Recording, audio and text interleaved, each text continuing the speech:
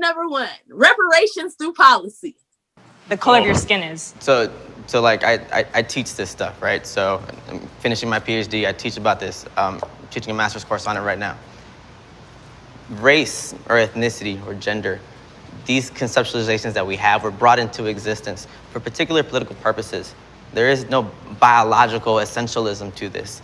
These are political and social constructs. So we've created laws that have historically murdered people for phenotypes, for genders, for their sexuality. So we've done this historically through policy. I don't see why we cannot also, through policy, create different types of reparations for people. There are different civil rights laws. There are There different ways. So there are different ways that these things manifest, and we can talk about the nuances of this as well. But yes, I do believe that people who have been historically disenfranchised through the United States, through their policies, yes. When I say something. All right. I like where he's going with this. He's probably not going in the direction we want to see. But Yeah, no, that's pretty much it.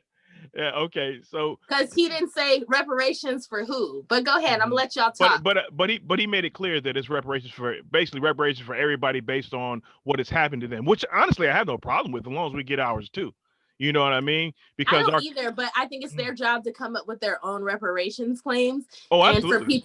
And for people who come from these countries, because they'll get into this a little bit further down, I think. But for those of people who come from countries that the U.S. has put their finger in their politics and propped up dictators, they have a reparations claim, but the reparations claim is from their country to the United States. It's not from them to the United States because it didn't happen to them here in this country. So I am all for that, and I would fight with you. But me, as a person who is not an economist, it's not my job to do the work for you. Yeah, I agree. We shouldn't fight the fight for them. We can fight the fight with them or alongside them. That's fine. I got no beef with that. But you have to be honest and recognize my claim as well. And that's what a lot of people try not to do, or they try to use an argument like this to drown out our claim and say, okay, our claim was from the 60s, but your claim is from the 1860s. So you don't have to worry. We don't have to worry about your claim. You know, they do wild shit like that. All right, well, that's all I'm going to say about that right now. Mud, what you got, man? Yeah, unless their shit is like equivalent, like they gone through some shit like we were going through, our shit has to be the priority. I don't even like.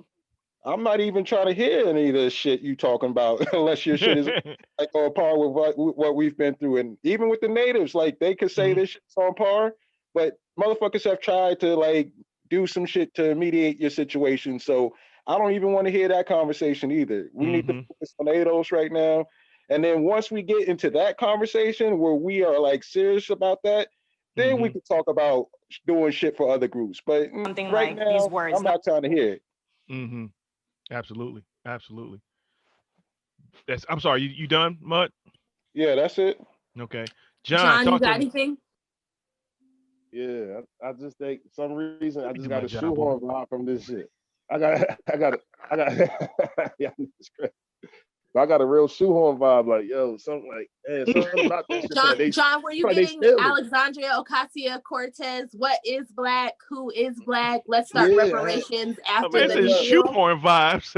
I got a shoehorn vibe, like yo, y'all niggas trying to steal on the. Y'all trying to, you know, I'm a nigga. I know when somebody trying to steal from me. I'm like, you sneaky, you trying to steal? I feel like they trying to steal, like yo, but you got to think about our claims. For me, some reason they just came in and talk about. They just circled around talking. We got different claims for different countries. He fighting for those people as he should. Like, you know what I'm saying? Like I ain't got nothing against that, but it's something about that, like the way they ran the reparations from and getting it from the United States. Like when we. But again, something else. I just got something else we made pop. You know what I mean? Exactly, bro. Like I think they something about that shit is real shoehorny. And like you said, like I said, like those reparations will go to those direct countries. You wouldn't get no individual payments or. Well, I mean, how that plays out, let it play out however it plays out as far as they're concerned. You know what I mean? They gotta make that up. I mean, this is like 55 countries. This is hella Latin American countries. Those is all different claims, different shit. You know, like some about United, some about this shit feel like they trying to steal from us. Like they trying to use our oppression. Undermine, like, yeah. You know what I mean? They kind of I feel like they kind of undermining us right now. I ain't really with this shit. So that's all right, bet. Well, I also want to say like all of this shit, all of those claims are not going to necessarily be credible. And that's part of the conversation that I don't think anyone wants to have. Part of this thing is like, motherfuckers weren't talking about reparations to these other groups until we started talking about it. And when we started talking about it, the first thing they did is try to say shit wasn't valid. And now, like our shit is like, our shit has the most merit of any fucking claim that's like anyone can make to me. And I'm sorry, but some of that shit is not going to necessarily, you know, it's not necessarily going to be paid out like y'all think, because like, or even if it is, Mud, at the end of the day, right, it's not for them to attach themselves to our claim the same way we wouldn't attach ourselves to their claim that has to do with America putting their finger in their eye of their country, right? I'm all for that. As far as like, my thing is like, America needs to focus on its citizens first. Now, if you're telling me, all right, we're going to do reparations for ADOS, and then we got to circle back and do something for the natives, I understand that shit. I understand where the fuck you're coming from with that argument. But if you're telling me we're going to do something for ADOS, and then we're going to do something for fucking, I don't know, Chile, because we did some goofy shit, you know, with their agriculture, like, I don't know about necessarily all of that. Like, that might have to be a serious, like, some shit y'all need to take up with like the UN. And that's not even going to be some shit that's going to be between your government and our government. And then when you bring it to the UN, you already know how that's going to go. So yeah, we don't listen to the UN. The American government don't get UN kiss the American government's ass. We don't listen to the UN. Yo, I literally was having that conversation in Clubhouse. Somebody tried to be like, but the UN said that that they owe us land. And I said, the UN said that they owe us reparations years ago. The UN can't do nothing to the United States. If the UN could, they would have fixed the hookworms in Louds County, because they did a whole fucking paper about that shit. We would have reparations already, and we would have fucking land. The UN has no teeth. At the end of the day, the only time the UN can enforce shit is when America and the UK says it can. Yep. And like, even when we think about it, like, we did the Richard Wolff thing. I don't know if that episode's going to come out before this, but what they were talking about, yeah, it will. What he was talking about was like war reparations. Like that's like, if you're not talking about reparations directly to citizens that you fucked over in your country, like, the next conversation needs to be war reparations. And like, a lot of these motherfuckers we didn't go to war with. We just did some dirty, you know, trade deals and shit like that. And like, I'm sorry, some of that economic hitman stuff. Yeah, absolutely.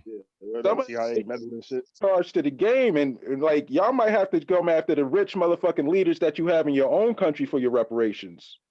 That's true. And a lot of that money ended up in containers headed to Europe. Absolutely.